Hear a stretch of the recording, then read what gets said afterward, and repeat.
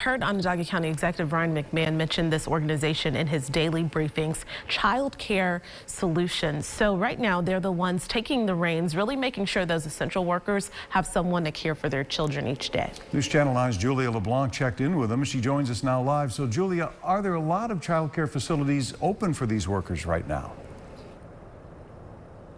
Dan and Jennifer, right now there's plenty of options for essential workers to send their kids to child care facilities. In fact, there's 372 places open between Onondaga and Cayuga counties right now. So because that care is free for essential workers right now in Onondaga County and others in the state who wish to apply, those at Childcare Solutions, we're expecting a lot of calls from parents with questions, wondering where they can send their kids so they can head to that essential job each day. But that's actually not the case. And in fact, on any given day, there's about 1,300 to 1,700 spots available. The executive director, Lori Shacko, understands parents may be hesitant to send their kids to childcare, but she's seeing everyone stepping up, following new rules and regulations, making sure the kids and the providers are safe. They're social distancing as much as possible, not allowing more than 10 people in one space at a time, and many facilities are doing daily temperature checks. If a kid shows a fever of 100 degrees,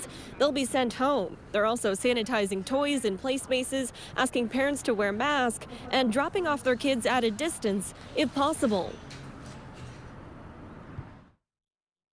These people are trained to do this work, and they're really doubling down to keep kids and themselves safe. And so it's a much safer alternative than an untrained teenager or grandma.